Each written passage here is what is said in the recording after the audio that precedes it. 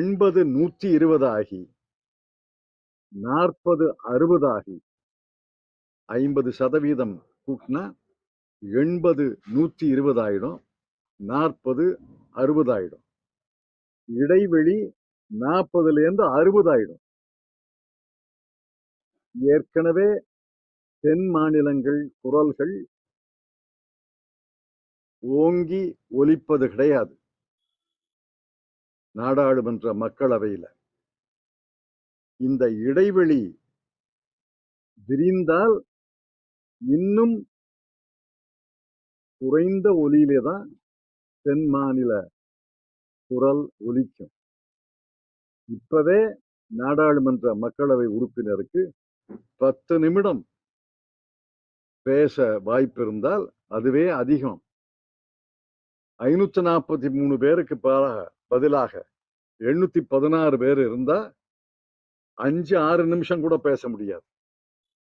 5-6 நிமிடங்கள் பேசி ஒரு நாடாளுமன்ற தொகுதி உறுப்பினர் ஏறத்தாழ 2.5-3 லட்சம் வாக்காளர்களை பிரதிநிதித்துவம் செய்பவர் என்ன பேச முடியும்? இதெல்லாம் நாடாளுமன்றத்தை ரப்பர் ஸ்டாம்பாக மாற்றுவதற்கான முயற்சி. இந்த 2 மசோதாக்களும் வருகின்றனா இல்லையா என்று எனக்கு தெளிவில்லை. ஆனால் ஊடகங்கள்ல பரவலாக அதிகார வட்டாரங்களில், அரசியல் வட்டாரங்களில் டெல்லியில பேசப்படுவது இந்த 2 மசோதாக்களும் அரசியல் சாசன திருத்த மசோதாக்களும் வருகின்றன. விவாதம், மசோதா நிறைவேற்றும் 2 விஷயம். விவாதமே கூடாது. 2 பெரிய மாநிலங்கள்ல தேர்தல் நாள் ஏப்ரல் 23ஆம் தேதி என்று குறித்த பிறகு எதற்காக அவசரமாக ஒரு வாரத்துக்கு முன்னாடி நாடாளுமன்றத்தை கூட்டணும்? ஒரு வாரத்துக்கு பின்னாடி கூட்டப்படாதா? மசோதாக்களும் வந்தால் மிகப்பெரிய மோசடி, மிகப்பெரிய சதி. இதை அகில இந்திய காங்கிரஸ் கமிட்டி கண்டித்திருக்கிறது.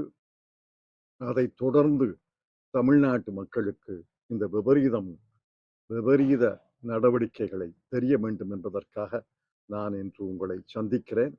இதை கடுமையாக எதிர்க்கிறோம்.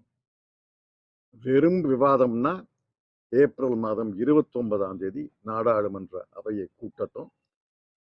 மசோதாக்கள் கொண்டு வருவார்கள் என்றால் அதற்கு பிறகு கொண்டு வரட்டும்.